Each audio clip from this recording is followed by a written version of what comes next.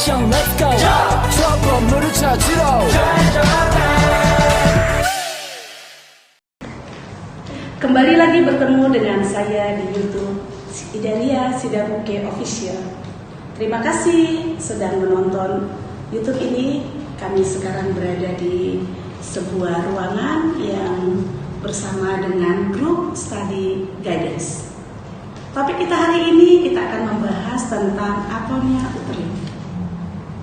Atonia uteri itu adalah kondisi di mana uterus tidak berkontraksi, ya, uterus tidak berkontraksi, ya.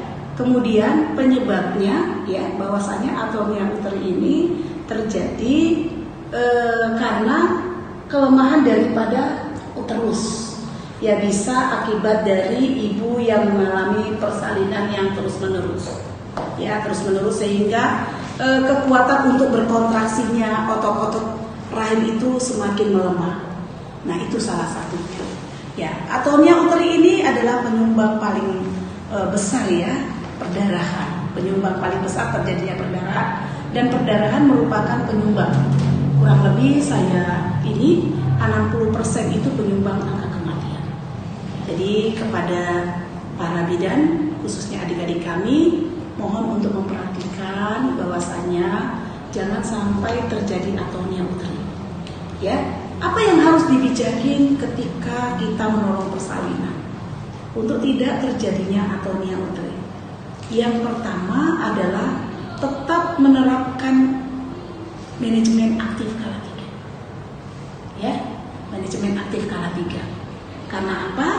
Kalau sudah diberikan pemberian oksitoksin 2 menit setelah bayi lahir, kita nggak khawatir uterus tidak berkontraksi, karena kita sudah mempersiapkan uterus untuk berkontraksi. Karena setelah bayi lahir. Nah, itu yang paling utama. Ya.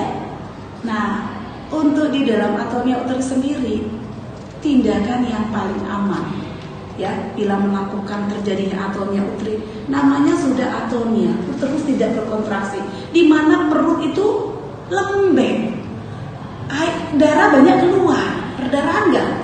Perdarahan lebih dari 500 cc. Dikatakan perdarahan bila cairan yang keluar, darah yang keluar lebih dari 500 cc. Maka bila terjadi atonia uteri, berteriaklah minta tolong sama siapa? Kepada asisten kita kalau berada. Jadi kalau adik-adik nanti ada ikut di dalam pertolongan persalinan terjadi atonia uteri, adik-adik udah bisa menangani, membantu ibu-ibu bidan yang ada di lapangan, pasang infus untuk mengganti cairan yang hilang. Itu yang pertama. Ya. Yang kedua, tetap kasih tahu keluarga atau ibu bahwa akan dilakukan teknik penanganan atonia uteri, yaitu kita berikan bahwa saat ini terjadi atonia uteri dan akan dilakukan tindakan KBI maupun KBG. Untuk itu seorang bidan harus persiapan, ya, persetujuan untuk dilakukan tindakan itu. Berarti perlu informed consent dan informed choice, ya. Baru kita masuk persiapkan alat-alat yang dibutuhkan.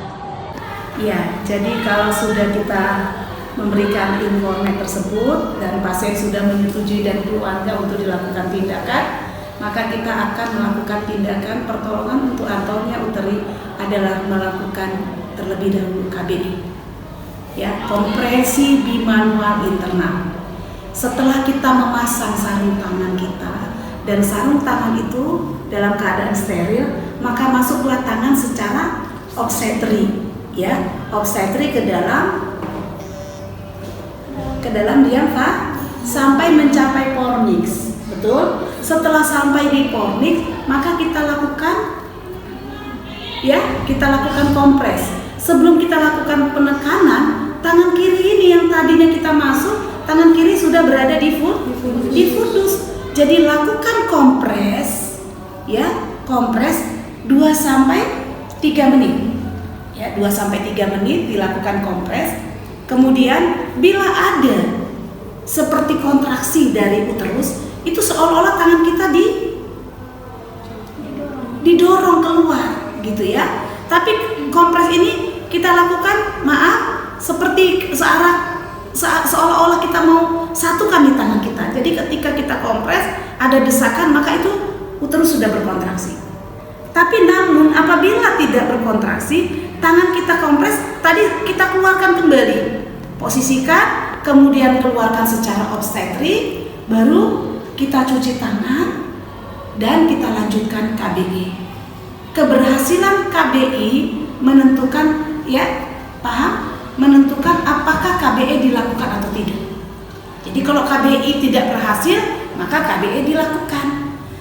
Melakukan KBI hampir sama dengan KBI, hanya berada pada pinggir atas simfisis, kemudian ini pada fundus, dilakukan kompres, ya kompres pada uterus, ya bagian luar, bukan uterus bagian luar, perut bagian luar.